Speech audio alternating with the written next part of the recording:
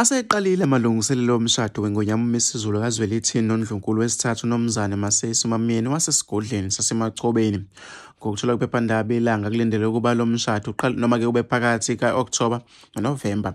Kuthiwa ngenyanga ezayo kubuka uNdlunkulu uMamyeni eJozini kuzokuba nomcimbi womkhehlo. Kuzokhumuleka ukuthi phakathi nale nyanga abakwaMyeni babehambise ingqwabamasondo esigodleni sokwakhangela amankingane. Kulo mcimbi uNdlunkulu ubonakala enika uninakhulu weSilo uMavisi uMagwabini uBhaskidi onezibiliboco. Umcimbi wokulotshola kaNdlunkulu uMamyeni ubungoMeyi kulonyaka. Umthombo uveza ukuthi seziqalile izikhulumo zamalungiselelo omshado. Ngemva komkhehlo noma-ke okulindelwe ukuba ube ngenyanga ezayo kuzobe sekuba nomshado. Silindele ukuthi-ke nawo ube sezingeni eliphezulu kakhulu. Kusho-ke umthombo nomcimbi wamalobolo wawusezingeni eliphezulu ngaphandle-ke kwegceke lakwaMyeni. Kunamatende amakhulu-ke amathathu.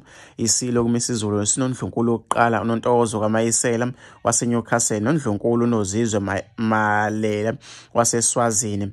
Muva nje iSilo sibonakala sihamba kakhulu noNdlunkulu uMamyeni.